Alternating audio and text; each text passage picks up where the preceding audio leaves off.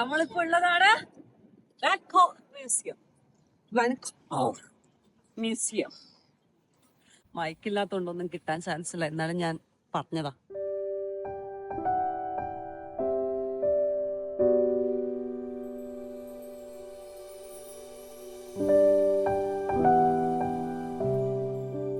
നമ്മളിന്ന് എങ്ങോട്ടേക്കാ പോകുന്നതെന്നറിയോ? ഞാനും അതിലും കണ്ടിട്ട് 4 വർഷത്തെ ആനിവേഴ്സറി ആണ് ഇന്നലെ. അപ്പൊ നമ്മൾ അത് പ്രമാണിച്ച് നമ്മളൊരു ഡേറ്റിന് പോവാ. എങ്ങോട്ടേക്കെന്ന് വെച്ച് കഴിഞ്ഞാൽ വാൻകോക്ക് മ്യൂസിയത്തിലേക്ക്. അതിപ്പോഴും കറക്റ്റ് ആയിട്ട് എങ്ങനെ പറയേണ്ടത് എനിക്കറിയില്ല. നിനക്ക് മനസ്സിലായോ?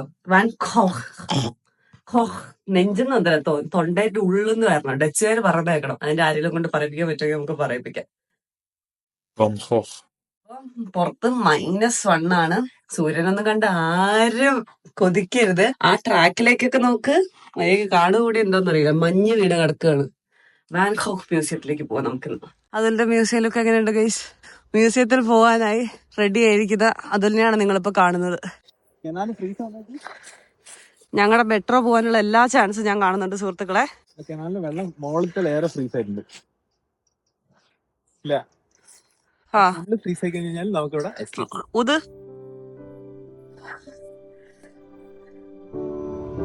Station Diemen Zuid. Uitstappen linkerzijde. Overstappen op bus 44 en trein.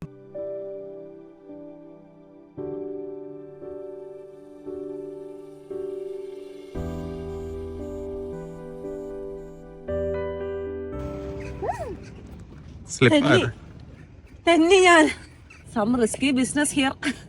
നമ്മളിപ്പോ നിൽക്കുന്നത് ആംസ്റ്റർഡാമിന്റെ മ്യൂസിയം പ്ലെയിൻ ആണേ. ഈ മ്യൂസിയം പ്ലെയിൻ എന്ന് പറഞ്ഞാൽ നമ്മുടെ നാട്ടിലെ എന്താ പറയാ, മ്യൂസിയം കവല.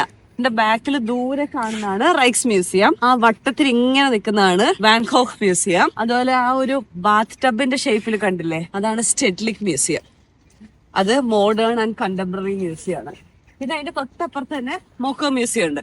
അതായത് ഇങ്ങനത്തെ ഫേമസ് ആയ എല്ലാ മ്യൂസിയം ഉള്ള സ്ഥലമാണ് മ്യൂസിയം പ്ലെയിൻ. അപ്പൊ ഇവിടെയാണ് ഈ ന്യൂ ഇയറിന്റെ സമയത്തൊക്കെ പരിപാടികളൊക്കെ നടക്കുക, ഔട്ട്ഡോർ ആക്ടിവിറ്റീസ് ഒക്കെ നടക്കുന്നത് ഇവിടെ ആയിരിക്കും. പിന്നെ ഈ സ്ഥലത്ത് സമ്മർ ആകുമ്പോൾ എന്താ പറയാ, കാല് കുത്ത സ്ഥലം ഉണ്ടാവില്ല, അങ്ങനെ ആൾക്കാർ വന്നിരിക്കുന്ന ഒരു സ്ഥലമാണ്. ഇപ്പൊ നിങ്ങൾ ആംസ്റ്റർഡാമിലേക്ക് വരികയാണെങ്കിൽ വന്നിരിക്കേണ്ട ഒരു സ്ഥലമാണ് മ്യൂസിയം പ്ലെയിൻ. എക്സൈറ്റഡ് ആണോ നീ? നമ്മളിവിടെ വന്നിട്ട് ഇപ്പൊ എത്രയാ, 1 വർഷത്തിലധികമായി. നീ അതിൽ കൂടുതലായി, ഞാൻ വന്നിട്ട് 1 വർഷത്തിലധികമായി. എന്നിട്ട് എല്ലാ പ്രാവശ്യം നമ്മള് വാൻകോക്കിന്റെ മ്യൂസിയത്തിൽ പോകണം വിചാരിക്കുമ്പോൾ ഒരിക്കലും നടക്കില്ല, ടിക്കറ്റ് കിട്ടില്ല. മ്യൂസിയം കാർഡ് ഉണ്ടെങ്കിൽ കൂടെ നമുക്ക് കിട്ടാറില്ല. റൈക്സ് മ്യൂസിയം ആണെങ്കിലും സ്റ്റെഡ്ലിക് മ്യൂസിയം ഒക്കെ ആണെങ്കിൽ അപ്പൊ തന്നെ ടിക്കറ്റ് എടുത്ത് ഏകദേശം വീക്കെൻഡ് ആണെങ്കിലും കിട്ടും. വാൻകോക്ക് എപ്പോഴും സോൾഡ് ഔട്ട് ആയിരിക്കും. അപ്പൊ വരുന്നവരുടെ ശ്രദ്ധയ്ക്ക്, വാൻകോക്ക് മ്യൂസിയം വരാൻ പ്ലാൻ ഉണ്ടെങ്കിൽ നിങ്ങൾ നേരത്തെ ടിക്കറ്റ്സ് എടുക്കണം. റൈക്സ് മ്യൂസിയം, സ്റ്റെഡ്ലിക് മ്യൂസിയം ഒക്കെ ആണെങ്കിൽ അപ്പൊ തന്നെ ഇന്ന് വന്നാൽ ഇന്നത്തേക്ക് തന്നെ ടിക്കറ്റ് കിട്ടും. ആൻ ഫ്രാങ്ക് ആണെങ്കിലും നേരത്തെ. ആൻ ഫ്രാങ്കും വാൻകോക്കും നിങ്ങൾക്ക് പോകണമെങ്കിൽ എന്തായാലും നിങ്ങൾ നേരത്തെ ടിക്കറ്റ് എടുത്തിരിക്കണം, ഒരു അറ്റ്ലീസ്റ്റ് ഒരാഴ്ച മുന്നെങ്കിലും. അതിന്റെ ഏറ്റവും ഇഷ്ടപ്പെട്ട പരിപാടിയാണ് നമ്മൾ മ്യൂസിയം ഹോപ്പിംഗ്. സത്യം പറയാലോ, എനിക്ക് ഈ മ്യൂസിയത്തിനെ പറ്റിയിട്ടും അല്ലെങ്കിൽ ഒരു പെയിന്റിങ്ങിനെ പറ്റിയോ ആർട്ടിനെ പറ്റിയൊന്നും വലിയ ധാരണ ഉണ്ടായിരുന്നില്ല അതുലിന്റെ കൂടെ കൂടുന്നവരെ. ഇപ്പൊ എനിക്ക് കുറെ അറിയാന്നല്ല, ഇപ്പൊ എനിക്ക് എന്തെങ്കിലുമൊക്കെ ഒന്ന് കണ്ടു കഴിഞ്ഞാൽ ഇത് ഇങ്ങനെ ആയിരിക്കുമല്ലേ ആസ്വദിക്കണ്ടേന്നെങ്കിലും എനിക്കറിയാൻ പറ്റും. All thanks to you. ഇനി വാൻകോക്കിന്റെ അകത്തേക്ക് പോവാമേ. ഈ വലിയ സാധനത്തിന്റെ അടിയിലും മ്യൂസിയം.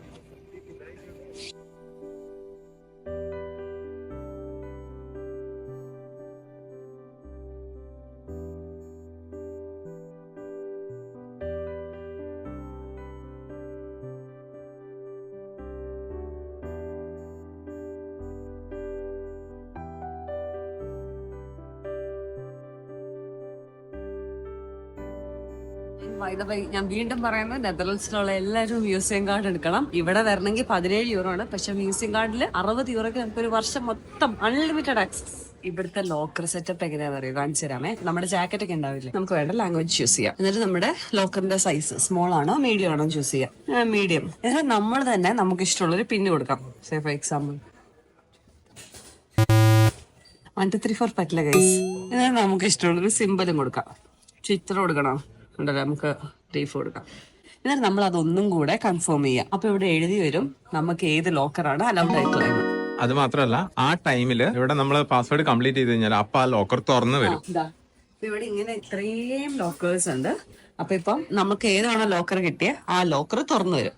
അതേ പിന്നടിച്ചു കൊടുക്കുക, ആ ലോക്കർ തുറക്കുക, സാധനം എടുക്കുക, പോവുക. സിമ്പിൾ അല്ലേ? ആൾക്കാര് വേണ്ടല്ലേ?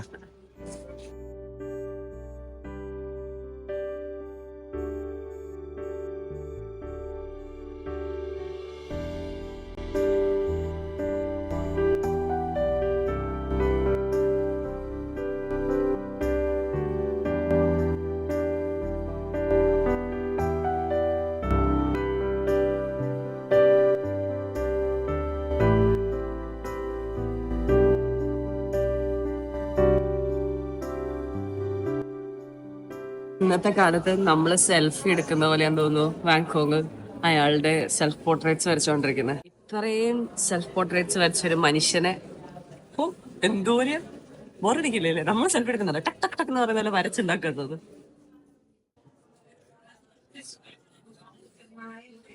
ഓൺ ആൻ ആവറേജ് അയാള് അവസാന കാലഘട്ടത്തിലൊക്കെ ഒരു ദിവസം ഒരു പെയിന്റിങ് വെച്ച് വരയ്ക്കുമായിരുന്നു.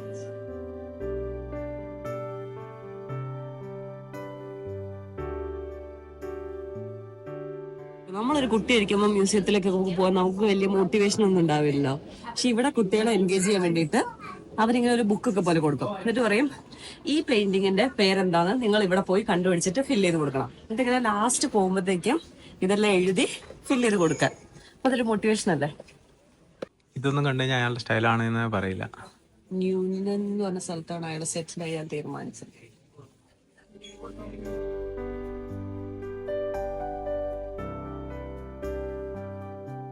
അവിടെയുള്ള ഷൂസിന്റെ കഥ എന്താണെന്നറിയാം. ആദ്യം അയാൾക്ക് ഇടാൻ വേണ്ടിയിട്ടല്ല, പക്ഷെ പെയിന്റ് ചെയ്യാൻ വേണ്ടി ഒരു ഷൂസ് വാങ്ങി. അയാൾക്ക് തോന്നി ദാറ്റ്സ് നോട്ട് ഇനഫ് എന്ന് വിചാരിച്ചിട്ട് അയാള് അതത്ര പോരാ രൂപത്തിൽ. എന്നിട്ട് അയാള് അതിട്ട് കുറെ കാലം നടന്നു, കാലമല്ല കുറച്ച് നടന്നു. അതിൽ കുറച്ച് ചെളിയൊക്കെ പിടിപ്പിച്ചതിന് ശേഷം അത് പെയിന്റ് ചെയ്തു. അതാണ് ആ ഡാർക്ക് കളർ ഷൂസ്. പിന്നെ അതിന്റെ തൊട്ടപ്പുറത്തുള്ളതാണ് ലൈറ്റ് കളർ ഷൂസ്. അപ്പൊ അത് തമ്മിലുള്ള വ്യത്യാസം എന്താണെന്ന് വെച്ച് കഴിഞ്ഞാൽ ഇയാൾ പാരീസിൽ പോയിട്ട് പെയിന്റിങ് പഠിച്ചു. അപ്പോഴാണ് എനിക്ക് മനസ്സിലാവുന്നത് ആക്ച്വലി പെയിന്റിങ്ങിന് ഡാർക്ക് കളേഴ്സ് അല്ല, കുറച്ചും കൂടെ ലൈറ്റ് കളേഴ്സ് യൂസ് ചെയ്യണം. അങ്ങനെ ആ ലൈറ്റ് കളേഴ്സും ബ്രഷസിന്റെ മറ്റേ സ്ട്രോക്സും അങ്ങനത്തെ ലൈൻസ് അല്ലേ അത് വെച്ച് കൂടുതൽ പെയിന്റ് ചെയ്യാൻ തുടങ്ങിയിട്ടാണ് ആ ലൈറ്റ് കളർ ഷൂസ് പെയിന്റ് ചെയ്തത്. അത് കഴിഞ്ഞ് മൂന്നാമതാണ് എൻ്റെ ഏറ്റവും ഫേവറേറ്റ്. ആ ഷൂസ് കാണുമ്പോൾ ഉണ്ടല്ലോ ഇറ്റ്സ് ഫ്രം ആൻ ആംഗിൾ, ഒരു ഇങ്ങനെ ഒരു എലിവേറ്റഡ് ആംഗിൾ എന്നാണ് അത് വരച്ചിരിക്കുന്നത്. നമുക്ക് ആ ഷൂസ് കാണുമ്പോൾ ഇങ്ങനെ എടുത്തു വെച്ചങ്ങ് നടക്കാം, കാലൊക്കെ എടുത്തു വെച്ച് നടക്കാൻ തോന്നുന്നു ഷൂസ്. എന്നിട്ട് അവര് പറയുമായിരുന്നു ഓരോ ഷൂസിനും എന്തൊക്കെ കഥയുണ്ടാവൂലേ പറയായിരുന്നു. എന്റെ ഷൂസിന് തന്നെ എന്തൊക്കെ കഥയുണ്ട് പറയാൻ. എവിടെയൊക്കെ പോയ ഷൂസ് ആണല്ലേ. ശരിക്കും ആലോചിച്ച് നോക്ക് എന്തോരെയല്ല ചേഞ്ച് ചെയ്തിരിക്കുന്നത്. എനിക്ക് സൺഫ്ലവർ, സ്റ്റാറി നൈറ്റ്, മറ്റേ പൊട്ടറ്റോ ഈറ്റേഴ്സ് ഒക്കെ അറിയാന്നുണ്ടായിരുന്നെങ്കിലും ഈ ഷൂസ് ഒന്നും കാണിച്ചു കഴിഞ്ഞാൽ ഒരിക്കലും ഞാൻ ഗസ് ചെയ്യില്ലായിരുന്നു അത് മൂപ്പരുടെയാന്ന്. ഇത് ഞാൻ കൺഫേം ചെയ്തിട്ട് പറയാം. ഇത് മോൺമാട്രിയാണ് വരച്ചിരിക്കുന്നത്. നമ്മളവിടെ പോയിട്ടുണ്ട് പാരീസിൽ നിന്നപ്പോൾ. പക്ഷെ ആ മോൺമാട്രിയാണോ ഈ മോൺമാട്രി എന്ന് എനിക്ക് ഉറപ്പില്ല.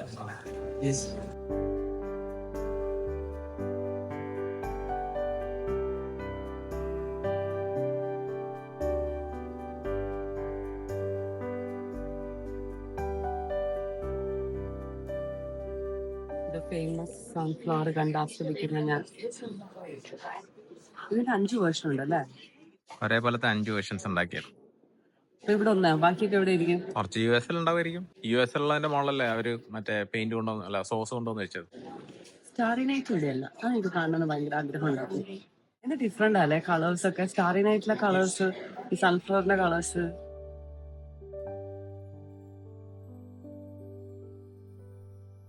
എങ്ങനെയുണ്ട് വാൻകോക്ക് എക്സ്പീരിയൻസ്? നേരിട്ട് കാണുന്ന വിചാരിച്ചല്ല, പ്രത്യേകിച്ച് ബെഡ്റൂമും സൺഫ്ലവറും ഇതൊക്കെ പഠിച്ചിട്ടുണ്ടോ നീ? ഞങ്ങൾക്ക് റീക്രിയേറ്റ് ചെയ്യാനുണ്ടായിരുന്നു പെയിന്റിങ്സ്. നീ ഇതിലേതെങ്കിലും റീക്രിയേറ്റ് ചെയ്തിട്ടുണ്ടോ? നമ്മള് ഏറ്റവും ആദ്യം വേണ്ട നോക്കുന്ന ആരാ? വാൻകോക്കിനെയോ? നമ്മള് വല്ല പിക്കാസോന്റെ ക്യൂബിസോ അങ്ങനെ എന്തെങ്കിലും ഒരു മിനി സ്റ്റാറി നൈറ്റ് വന്നിട്ടുണ്ട്. എനിക്കിപ്പോ ഏറ്റവും കംഫർട്ട് തരുന്ന ഒരു സ്ഥലമായി മാറിയിരിക്കുകയാണ് മ്യൂസിയംസ്. ഭയങ്കര ഇഷ്ടമാണ് മ്യൂസിയത്തിൽ പോകാനൊക്കെ. പുറത്ത് നടന്ന സ്ഥലങ്ങൾ കാണുന്നേക്കാളും എന്തായിരിക്കും എനിക്കെന്താ പറ്റി. അതല്ലെങ്കിലും എനിക്കിപ്പോ മ്യൂസിയങ്ങളിൽ പോകാൻ ഭയങ്കര ഇഷ്ടമാണ്. എന്താ ചേഞ്ചിന് കാരണം? അതിലേക്കായിരിക്കും. കാരണം ഒരു കാര്യം നമ്മൾ കുറെ ചെയ്തേ നമുക്ക് ശീലമാകുമല്ലോ. ആദ്യം ഇഷ്ടമില്ലാതെ പോയി പോയി പോയി പോയി ഇപ്പൊ എനിക്ക് എന്താ വെറുത്ത് കുട്ടി ശങ്കറിനെ ഇപ്പൊ എനിക്ക് ഇഷ്ടപ്പെട്ട മ്യൂസിയം എനിക്ക് വെറുത്തപ്പോ എനിക്ക് മ്യൂസിയം ഭയങ്കര ഇഷ്ടമായിരിക്കണോ. ബാങ്കോക്കിന്റെ മെന്റൽ ഹെൽത്തിന്റെ ഇത് വായിച്ചപ്പോൾ ഞാൻ കുറച്ച് സാഡായിപ്പോയി. മൂപ്പർക്ക് വയ്യാണ്ടായിരുന്നു, പിന്നെ ഫ്രണ്ടുമായിട്ട് അടിയായി. എന്നിട്ട് അയാൾക്ക് എന്തൊക്കെയോ കൺഫ്യൂഷനൊക്കെ ആയിട്ട് അയാളുടെ ലെഫ്റ്റ് ഇയർ മുറിച്ച് കളഞ്ഞു. പിന്നെ കുറച്ച് കാലം സൈക്കാട്രിക് ഹോസ്പിറ്റലിലായിരുന്നു. അങ്ങനെ ലാസ്റ്റ് അയാൾ വീട്ടിൽ വെച്ച് മരിച്ചു.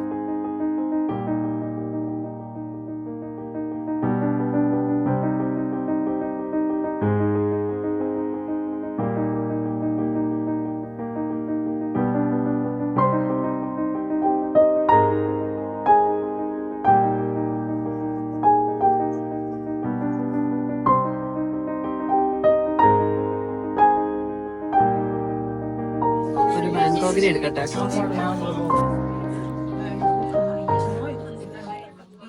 ഈ റൂബിക്സ് ക്യൂബ് ഒക്കെ എടുത്താൽ പെട്ടോ? ഒന്നാമത് ഈ പെയിന്റിങ് ഏതാണെന്ന് റെക്കഗ്നൈസ് ചെയ്യണ്ടേ?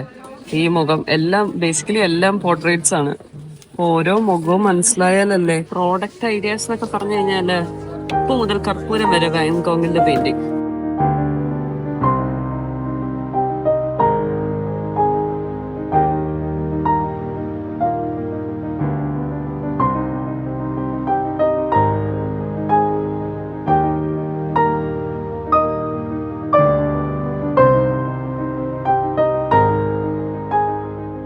വാൻഗോഗ് മ്യൂസിയത്തിൽ നമ്മൾ ഇറങ്ങി. അയ്യോ, ഇന്ന് രാത്രി പോയിട്ട് നമുക്ക് ഒരു സിനിമയും കൂടെ കാണാനുണ്ട്. എന്തായിരുന്നു സിനിമയുടെ പേര്? ലവിങ് വിൻസെന്റ് എന്ന് പറഞ്ഞ സിനിമയിലൂടെ നമ്മൾ ഇന്നത്തെ ദിവസം അവസാനിപ്പിക്കുന്നതാണ്. മ്യൂസിയം പ്ലെയിനിൽ വന്നാലുള്ള ഒരു ഗുണമാണ് നമുക്ക് കുറേ നായ്ക്കളെ കാണാൻ പറ്റും. ആൾക്കാർ നടക്കാതെ ഇങ്ങനെ കൊണ്ടുവരും. ഇപ്പൊ തന്നെ നോക്ക് ഇവിടെ എന്തോരെയാന്ന്. 1 2 3 4, എനിക്ക് കാണുന്ന സ്ഥലത്ത് തന്നെ 4 5. നമ്മള് പറഞ്ഞ പോലെ നമ്മള് രാത്രി വന്നിട്ട് നമ്മുടെ വാൻഗോഗിന്റെ സിനിമ കാണാൻ പോവാണേ. ഈ സിനിമയ്ക്ക് ഒരു പ്രത്യേകതയുണ്ട് അല്ലേ? ഇതിലെ ഓരോ ഫ്രെയിമും പെയിന്റഡ് ആണ്. ഓൾമോസ്റ്റ് ഒരു 100 ആർട്ടിസ്റ്റ് ഇരുന്ന് പണിയെടുത്തിട്ടാണ് ഈ സിനിമയിൽ കാണുന്ന എല്ലാ ഫ്രെയിമും ചെയ്തിട്ടുള്ളത്. ഓരോ ഫ്രെയിം ഇങ്ങനെ വരച്ച് വരച്ചുണ്ടാക്കിയിരിക്കുന്ന സാധനം.